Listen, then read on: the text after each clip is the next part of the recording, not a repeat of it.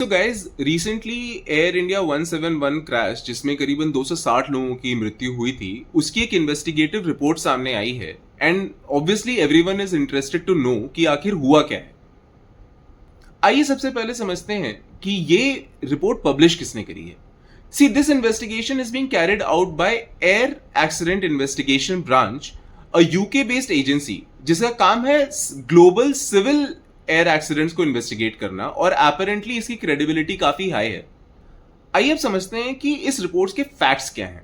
सबसे पहली बात हमें यह समझनी है कि this is a preliminary report and it is not a comprehensive report. The comprehensive report on the investigation ये 12 से 18 महीने बाद आएगी।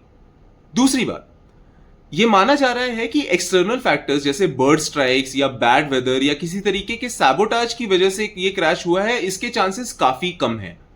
According to the report, plane take off करते ही दोनों इंजन के fuel cut off switches which are present in the cockpit ये स्विच ऑफ हो गए। जनरली ये मैकेनिकली सेफ गार्डेड होते हैं, तो इनका ऑटोमेटिकली स्विच ऑफ हो जाना या माल फंक्शन कर जाना थोड़ा मुश्किल है। हालांकि कुछ ही समय पहले यूएस FAA ने एक एडवाइजरी नोटिस ग्लोबल एयरलाइंस को जारी किया था कि 787 के कुछ एयरक्राफ्ट में ये स्विचेस फॉल्टी पाए गए हैं and they are tripping without cause, तो वो एक इंस्पेक्शन करा ले। बट क्योंकि AI-171 was recently maintained and recently had gone through servicing, and secondly because this advisory was just that, an advisory and not a mandatory check, इसलिए air India ने ये inspection नहीं कराया। एक और इंटरेस्टिंग एस्पेक्ट सामने आया है जहां पर प्लेन के ब्लैक बॉक्स से कुछ ऑडियो स्निपेट्स आए हैं between the conversation between the two pilots, जहां पर one of the pilot asked the other one as to why has he switched off the fuel cut off switch and the other one response कि उसने ऐसा नहीं किया है। और जैसे ही रिपोर्ट का ये एस्पेक्ट जो है वेस्टर्न मीडिया जैसे कि BBC, guardian, NYT, Washington post इन्होंने पढ़ा, उन्होंने तुरंत अपना हेडलाइन निकाला, तुरंत आर्टिकल निकाले कि भाई this is an error, this crash has happened because of a pilots error, या फिर पायलट की गलती है, पायलट ने ये स्विच ऑफ करा है, ये कट ऑफ स्विचेस।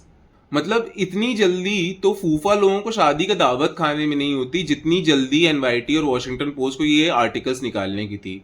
मतलब ऐसा लग रहा है कि पिछले एक महीने से ये टट्टी रोक के बैठे थे और जैसे ही रिपोर्ट आई वैसे ही इन्होंने जाके फ्रंट पेज पे हक दिया। और भाई ये कोई नया पैटर्न नहीं है।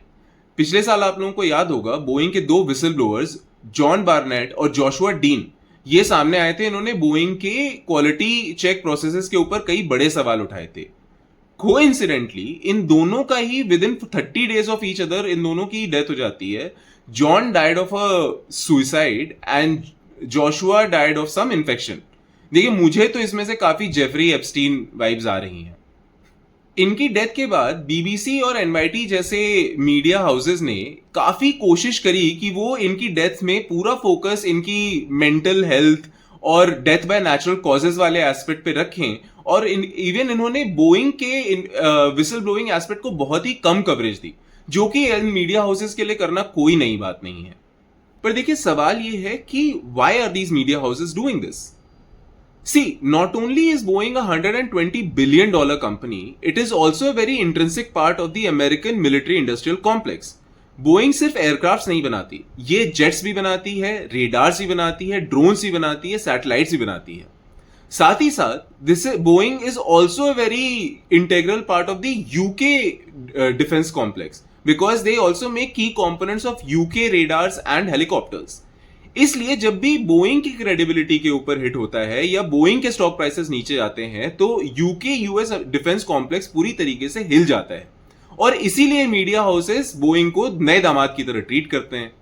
तो देखिए फाइनल पॉइंट ये है कि this report is just preliminary, and अगर आप कोई ऐसे आर्टिकल्स पढ़ते हैं जहां पे पायलट को गलत कर दिया या ये बताया जा रहा है कि पायलट की गलती की वजह से क्रैश हुआ है, तो take it with a pinch of salt और सोचें कि कहानी कुछ और भी हो सकती है।